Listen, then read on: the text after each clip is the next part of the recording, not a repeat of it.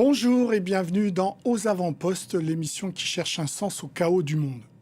Acheter des terres agricoles en quelques clics. Eh bien, c'est possible depuis 2021 grâce à la technologie blockchain. On parle de tokenisation des champs de blé et autres plantations. Alors, est-ce un gadget numérique ou au contraire un phénomène nouveau qui pourrait demain bouleverser l'agriculture et même la sécurité alimentaire ? Eh bien, des réponses avec mes deux invités spécialistes des questions agricoles. Sandrine Doppler dirige le cabinet d'intelligence économique L'Effet Doppler et Bernard Ader est président du laboratoire d'idées Agriculture Stratégie. Bonjour à tous les deux. Bonjour. Sandrine Doppler, dans vos mots, une définition rapide de ce phénomène. En fin de compte, c'est acheter via l'Internet, donc via le numérique, des morceaux d'une terre agricole ou d'une exploitation, voire même d'une production agricole, et derrière, tout ça anonymement. Donc ça veut dire, Bernard Ader, que c'est de la financiarisation poussée à l'extrême ? Oui, carrément. Alors, si on resitue, en France, on est quand même dans un pays assez réglementé sur tout ce qui va être la possession du foncier et de la terre. Et ça permet de contourner cette Il y a un organisme qui s'appelle la SAFER. Normalement, on doit passer par cet organisme pour vendre ou acheter. Oui, on passe par cet organisme-là. Et les terres sont assez réservées à la fonction de production, en tout cas en France. Et le fait de tenter de contourner ce passage-là, nous amène à effectivement financiariser encore plus ce bien qu'est la terre. Une tendance qui est pourtant en contradiction avec ce que nous annonçait le président de la République en 2019. Emmanuel Macron intervenait à l'époque au Salon international de l'agriculture. On l'écoute, il précisait en effet que la nourriture ne pouvait pas être une marchandise comme une autre. On l'écoute. L'agriculture est un secteur fait d'engagés qui consacrent leur vie à garantir l'un des droits les plus fondamentaux de l'homme, se nourrir. Et cet engagement oblige. Et c'est pour ça que je disais il y a un instant que notre alimentation, que la nourriture ne sera jamais une marchandise comme les autres. Sandrine Doppler, là, on va au contraire vers une marchandisation ou pas ? Là, on est carrément dans la marchandisation, c'est-à-dire qu'on n'a plus aucun droit de regard sur cette marchandise parce que c'est pas nous qui fixons les règles, ni la SAFER, ni un tiers, en fin de compte, certificateur. C'est des règles qui sont inscrites dans ce grand cahier numérique qu'on appelle la blockchain via des contrats. Et une fois qu'on en a accepté les règles, on ne peut pas revenir en arrière. C'est-à-dire que, par exemple, si moi je donne un droit de vote à une personne qui est, on ne sait pas où, à l'autre bout du monde, je ne peux pas revenir là-dessus. Donc, en fin de compte, ma terre est détenue par un millier de personnes que je ne connais pas et qui peuvent prendre des décisions à ma place pour mon exploitation. Donc, il faut s'imaginer, je suis à un bout du monde, eux à l'autre bout du monde, et ils décident. Donc, on éloigne encore plus le producteur réel du détenteur réel de la terre. Donc on est d'accord, ça ne concerne pas que la France, hein. Non, justement, je crois qu'en France, on est encore protégé par le système. Ça concerne surtout des pays qui n'ont pas toutes ces règles de protection. On pense beaucoup à certains pays africains qui n'ont pas de registre, qui ont une tradition orale, mais qui n'ont pas de tradition écrite pour le partage et la succession des terres. Et c'est là que la blockchain s'est invitée, et probablement même bien avant 2021 dans ces pays-là. Parce que c'est en soi une technologie qui a ses avantages également. Et on y reviendra. On y reviendra. Et cette technologie, elle permet, dans ces endroits où il n'y a pas ces traditions écrites et cette réglementation, d'amener un temps zéro à faire exister la possession de la terre qui, elle, ensuite, va permettre de créer l'alimentation et de générer l'alimentation. Vous voulez dire que ça fait le boulot du notaire sur le cadastre ? Totalement. Totalement. Sandrine Doppler, concrètement, comment ça marche ? Est-ce que moi, depuis mon ordinateur, je peux acheter un bout de terre et à partir de combien ? Il faut que je mette 10 euros 10, 20, 30 euros. Alors, à mon avis, je pense que les gens qui achètent de la terre, il y a deux types d'acheteurs. Il y a ceux qui vont spéculer sur la terre. Donc là, à mon avis, on est sur d'autres volumes d'argent et on est sur d'autres choses. Et puis, il y a ceux qui veulent aider, en fin de compte, l'agriculteur en se disant, voilà, il a besoin pour financer de sa terre, il a besoin d'argent. Je vais l'aider via ce système-là. Comme le disait Bernard Ader, c'est vrai, ça a des points positifs. Mais quand on est sur des gros volumes et quand on est sur des systèmes plus financiarisés, là, c'est beaucoup plus dangereux. Mais oui, effectivement, je vous confirme, j'ai acheté un cochon comme ça. Ah, on peut aussi acheter les animaux dans la ferme. Oui, on peut aussi acheter. Par la blockchain. Yes, j'ai acheté un cochon pour aider un agriculteur à Madagascar, voilà, et ça lui permet, grâce à l'argent que j'ai donné, d'acheter son cochon et puis de pouvoir l'élever, voilà. Mais moi, je n'avais pas du tout de visée financière derrière, hein, cher Ali. J'ai juste une idée de l'aider, hein, techniquement. Oui, le point est là. Si on refait le monde agricole, hein, ou les systèmes agricoles, on a besoin de financiariser les facteurs de production que sont et la terre et le cochon. Donc dans ces facteurs de production, la terre étant le plus cher, le plus coûteux, on peut imaginer des systèmes qui disent on va vous aider à acheter la terre pendant que vous, agriculteurs, vous allez exploiter cette terre-là. Donc il y a des avantages. Oui, il y a des avantages.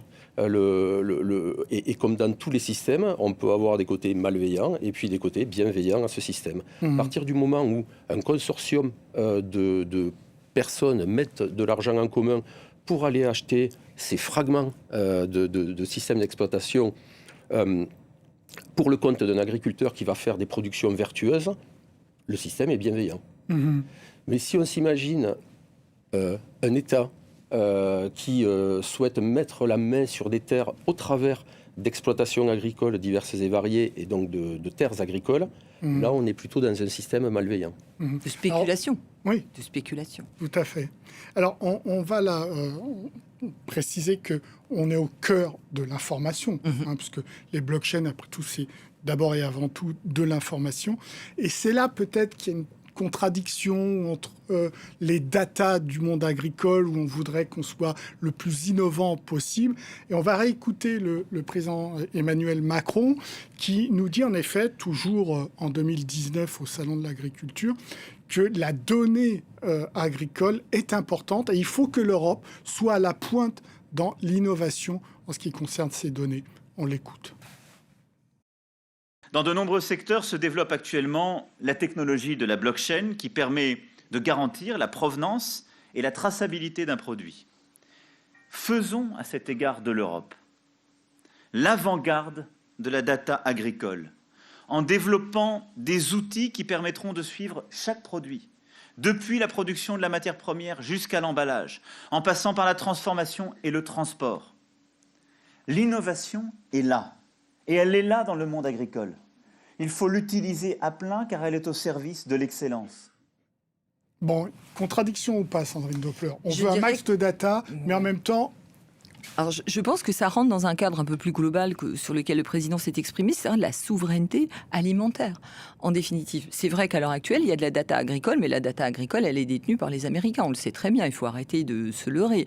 Donc, je pense que ce projet ne peut rentrer que dans un projet beaucoup plus large de souveraineté alimentaire. Et en France, je n'ai pas vu grand-chose dans ce sens-là.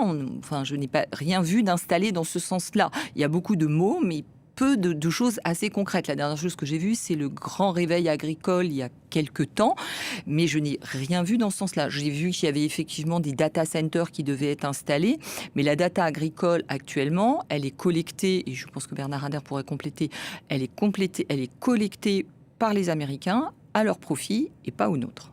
Et on parle bien de la data agricole européenne. Absolument. Oui, complètement. Le discours date de 2019, je pense.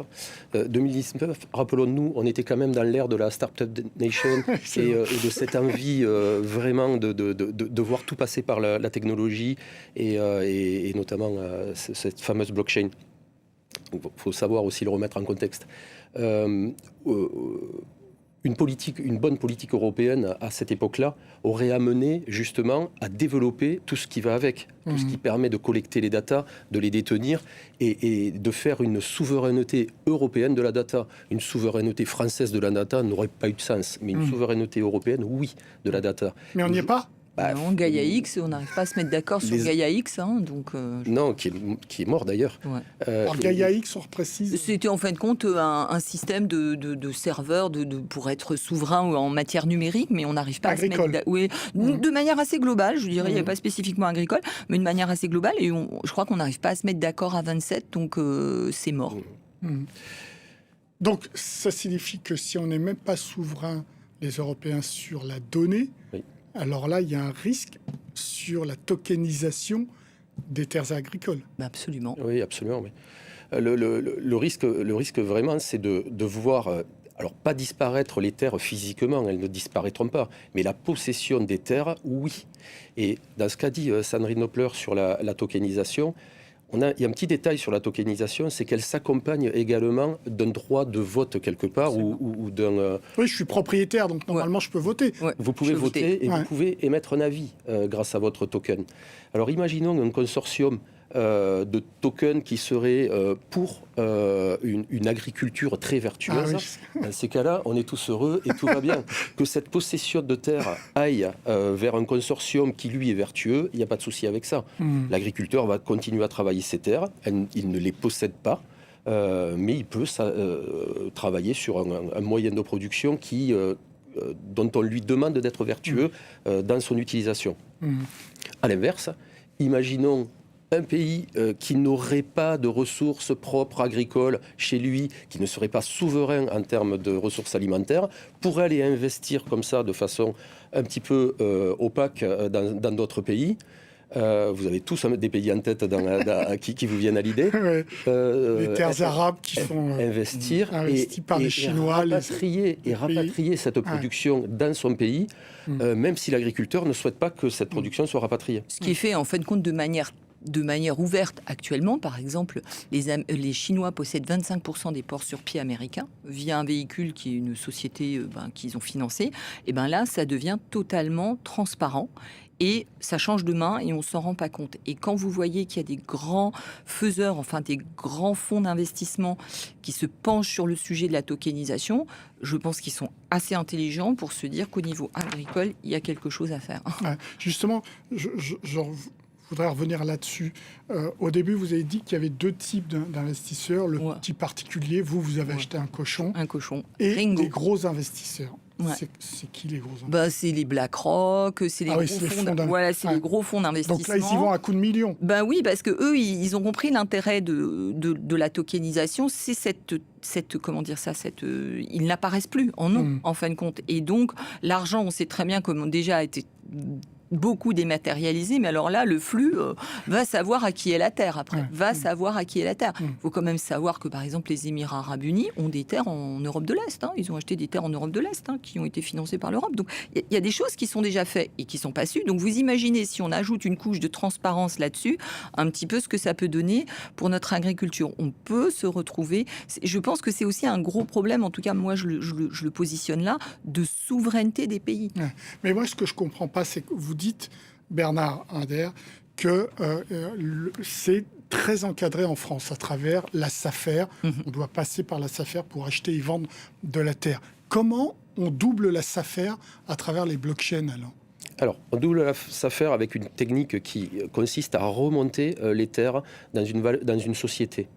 Et on va racheter les parts de cette société. Et c'est là que c'est plus transparent.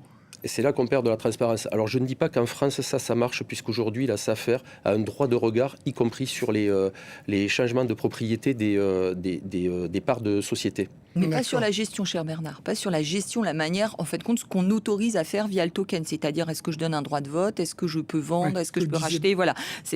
Elle va pouvoir... On va pouvoir contourner, en fin de compte, comme ça aussi, en se disant, ce qui est dans le token, vous l'avez dit tout à l'heure, c'est pas vu chez le notaire. Donc, en fin de compte, on peut contourner.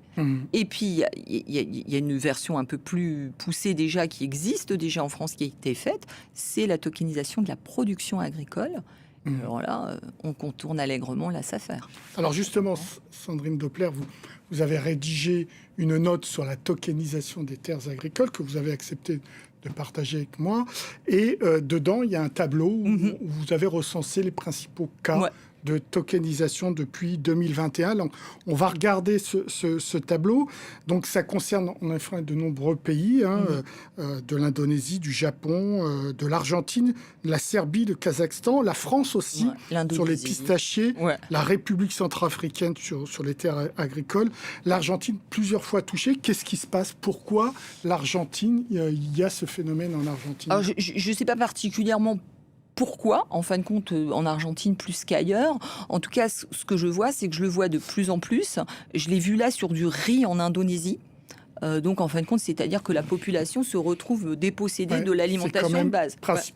Voilà. Alors, pourquoi sur l'Argentine plus qu'ailleurs, j'en sais rien. C'était dans mes recensements et dans mes recherches. Peut-être, Bernard, toi, sur l'étranger, tu as plus d'informations que moi. Moi, je n'avais pas spécifiquement. Puis, on voit là derrière vous, ça va des pistachiers en France, au saké au Japon, le riz en Indonésie, les noisettes en Serbie. Oui, et puis il y a quand même aussi un système, on le disait, qui c'est qui peut faire ça? On a dit des grands financiers et tout, mais ça peut être aussi les États qui peuvent émettre des tokens. À travers des fonds. À travers des fonds. Propres, ils peuvent émettre aussi des tokens à travers des fonds. Donc je dirais que souvent, on ne sait pas trop pourquoi c'est, mais on voit bien qu'à chaque fois, il y a toujours un truc qui va pas. Par exemple, j'avais vu un truc en Centrafrique, il y avait une émission de tokens, ça avait dépossédé les gens. En fin de compte, ça avait dépossédé le petit porteur de terre. En fin de compte, c'est aussi un moyen de préemption de l'État sur la terre. Tous les États ne sont pas vertueux. Vous disiez, Bernard Ader, l'Afrique est très fragile, du coup, là-dessus, sur la tokenisation des terres agricoles. Bah oui, parce que les États et certains États externalisent leur souveraineté alimentaire. Tout ce qu'ils ne peuvent pas faire chez eux, ils vont chercher à le faire à l'extérieur, et notamment en Afrique, notamment dans des plaines fertiles, pour lesquelles les paysans locaux n'ont pas les moyens de mettre ou de l'engrais ou de faire de l'irrigation ou autre. On reste sur des systèmes assez vivriers. Or là, on amène des moyens de production par la tokenisation, et par les deux axes, celui de la terre, la possession de la terre, ou en tout cas de l'utilisation de la possession de la terre, et celui des moyens de production que peuvent être l'engrais ou autre, ou les produits phytosanitaires pour accompagner tout ça. Et là, on est vraiment dans la massification de production alimentaire pour le compte d'un État.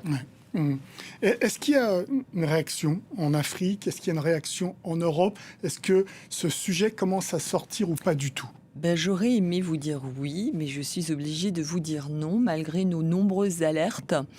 Moi, à titre personnel, au titre de mon cabinet, j'ai écrit à plusieurs députés dont les sujets agricoles sont un peu leur sujet au quotidien, et malheureusement, lettre morte, on va dire. Et en Afrique, non, je ne recense pas vraiment de problème à part entière, parce qu'il y a un apport malgré tout de valeur qui s'opère.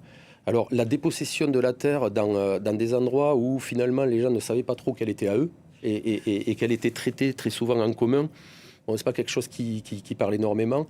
Et le fait qu'il y ait de l'emploi qui soit créé, malgré tout, le fait qu'il y ait des infrastructures en parallèle, puisque ces pays sont quand même assez habiles aussi pour amener des infrastructures. Donc ça cache le phénomène pour l'instant. Ça cache un petit peu le phénomène, mais il y a quand même une même mise, et ça, il faut quand même l'alerter là-dessus. Absolument. Il y a vraiment une même mise indirecte, sournoise, insidieuse de la souveraineté d'un pays pour le profit de la souveraineté de l'autre. Et qu'il ne faut pas laisser s'installer. Alors, dernière question, comment on fait? Comment on réagit? Est-ce qu'il faut plus de transparence? Le problème de la tokenisation, c'est que par nature, c'est transparent. Enfin, ce système de blockchain est transparent. Le problème, c'est que là, à mon avis, c'est quand même aux législateurs de s'emparer du problème, dans chaque pays, évidemment, parce que chacun a ses règles en matière de terres agricoles.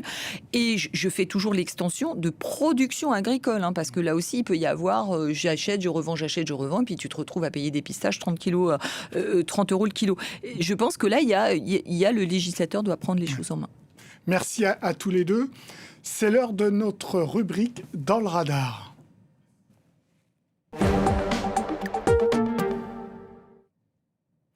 Un ouvrage, une étude, une enquête qui nous a interpellés cette semaine. Aujourd'hui, un livre rédigé par un trio d'experts des questions agricoles et qui aborde la guerre entre l'Ukraine et la Russie sous un angle très nouveau, les enjeux agricoles. Son titre, Russie-Ukraine, la guerre hybride. Un livre paru chez Armand Collin. Pour en parler avec moi, Arthur Portier, l'un des auteurs, lui-même agriculteur. Bonjour Arthur Portier. Bonjour. Pourquoi vous avez choisi cet angle pour traiter de la guerre entre l'Ukraine et la Russie? Aujourd'hui, il faut savoir que si vous regardez ce conflit que sous l'aspect militaire, vous loupez finalement 50% du conflit. Aujourd'hui, lorsque l'on parle de l'Ukraine et la Russie, nous parlons de deux poids lourds de l'agriculture sur la scène internationale. On le sait notamment sur le blé, avec cette arme géopolitique utilisée par le Kremlin, donc c'est un poids massif. Mais l'Ukraine a aussi de nombreux atouts, que ce soit sur les grains ou également sur les huiles, avec l'huile de tournesol en particulier. Donc le spectre agricole dans ce conflit est extrêmement important et dépasse les frontières de l'Ukraine, dépasse les frontières de l'Europe. Et donc, c'est à ce titre qu'il est hybride et international. Arthur Portier, est-ce que ça signifie tout simplement que Poutine ne veut pas seulement s'emparer des richesses industrielles de la partie est de l'Ukraine, mais également de sa richesse agricole ? Alors, comme dans toute guerre de territoire, j'ai envie de dire, lorsque vous essayez d'acquérir un territoire, vous essayez de prendre les richesses. Donc, il ne faut pas non plus que agricoliser ce conflit. Il y a d'autres aspects, vous l'avez rappelé Ali, mais c'est sûr que lorsque l'Ukraine, aujourd'hui, par sa richesse agricole, est un poids relativement important, il faut savoir que l'agriculture, c'est 15% environ du PIB ukrainien. Donc, naturellement, lorsque vous entrez en conflit avec l'Ukraine, vous entrez en conflit avec son agriculture et vous voulez acquérir une partie de ces ressources. D'ailleurs, il faut avoir tout de même en tête que l'économie ukrainienne étant extrêmement basée sur son agriculture, les agriculteurs et les opérationnels du secteur agricole ont été exemptés de mobilisation pour certains pour l'armée parce qu'il faut une nouvelle fois que le pays poursuive son économie et quoi de mieux que poursuivre son économie via un secteur qui compte pour 15% du PIB qu'est l'agriculture. Est-ce que ça veut dire, Arthur Portier, que les terres fertiles de l'Ukraine se situent plutôt à l'est ou est-ce qu'au contraire, elles sont réparties sur l'ensemble du territoire ? Alors vous avez sur la partie terre une veine qui est appelée le Tchernosium, qui est une terre qui est exceptionnelle, qui traverse plutôt l'Ukraine d'est en ouest. Donc il n'y a pas véritablement, si vous voulez, un aspect agricole prédominant à l'est, même s'il faut rappeler qu'aujourd'hui, les oblasts, les 4 oblasts occupés principalement par la Russie, constituaient 20% de la production de blé, notamment avant le conflit. Donc c'est quand même une part importante. Mais comme je l'évoquais, aujourd'hui, l'Ukraine parvient une nouvelle fois à poursuivre sa production agricole. Le vrai enjeu également, c'est un enjeu logistique via les exportations qui étaient faites soit vers la mer d'Azov, soit vers la mer Noire. Et donc, on peut aisément comprendre aussi la conquête qui a été réalisée dès 2014, il faut rappeler, avec la Crimée, puisque outre l'atout agricole et de possession des terres et des ressources, il y a aussi une porte de sortie via la mer Noire et via la mer d'Azov qui est aujourd'hui prépondérante pour l'économie de la mer Noire. Est-ce que Moscou a pris des parts de marché à Kiev sur le secteur agricole dans le monde ? Alors il faut savoir que la Russie, depuis plusieurs années, a une montée en puissance assez drastique de son agriculture. Ça a été notamment le cas après les sanctions européennes qui lui ont été conférées en 2014. Le Kremlin a tout de suite réagi à ces sanctions en se disant nous ne pouvons pas être dépendants sur la scène internationale de tel ou tel échange avec des pays et des Occidentaux qui potentiellement pourront nous mettre des sanctions. Donc ils ont mis l'accent sur leur production avec une certaine vulnérabilité. Il faut savoir que l'augmentation de la production en Russie s'est faite principalement grâce à l'implantation de surfaces de blé d'hiver pour éviter les gelées tardives, donc des gelées qui peuvent avoir lieu en février-mars. Avant, c'était beaucoup de blé de printemps qui était semé. Donc même si l'agriculture russe a pris des parts de marché aux Occidentaux, a pris des parts de marché aux Ukrainiens avec une montée en puissance, il faut savoir qu'en 2000, la Russie était importatrice nette de blé. En 2000, il y a 25 ans. Aujourd'hui, la Russie est le premier exportateur mondial de blé. C'est dire la croissance exponentielle de ce pays d'un point de vue volume. Maintenant, il y a une vulnérabilité qui est quand même là. Elle peut être soit logistique, soit climatique. Et c'est ce que nous avons d'ailleurs essayé de scénariser dans le livre parce que au-delà d'expliquer le présent et des deux poids lourds que nous avons sur la scène internationale, nous avons essayé à travers cet ouvrage avec Sébastien Imbis et Thierry Bouche de mettre l'accent sur les futurs possibles. Et les futurs possibles, ils sont multiples aujourd'hui lorsqu'il s'agit de traiter de ce conflit. Dernière question, réponse rapide. Vous parlez de l'Europe en disant qu'elle est complètement inerte, il n'y a pas de stratégie face à ça. Le problème de l'Europe à l'heure actuelle, c'est que c'est une Europe qui s'est faite plutôt sur un temps de paix. Et aujourd'hui, il y a une Europe qui s'est basée sur un temps de paix et qui a du mal avec les turbulences géopolitiques. C'est vrai qu'il faut que l'Europe se réarme d'un point de vue agricole, mais aussi ait une vision. Aujourd'hui, il y a beaucoup de débats sur l'entrée de l'Ukraine dans l'Union européenne. Le premier débat, c'est quelle vision nous voulons donner à l'agriculture aujourd'hui sur le territoire européen. Faire de l'Europe une grande puissance agricole en intégrant l'Ukraine, avec évidemment des ajustements nécessaires, puisque nous n'avons pas les mêmes coûts de production, mais avant de réfléchir au futur possible de l'Ukraine et de ce conflit, réfléchissons également, nous, en Europe, à la vision que nous voulons donner à notre agriculture. Est-ce que nous voulons être forts à domicile? Et pour être forts à domicile, nous avons du travail. Ouais. Merci Arthur Portier pour vos réponses. Merci à tous les deux également pour vos réponses. Aux avant-postes, c'est terminé. Vous pouvez retrouver cette émission sur france24.com, sur nos réseaux sociaux et sur nos podcasts. Au revoir.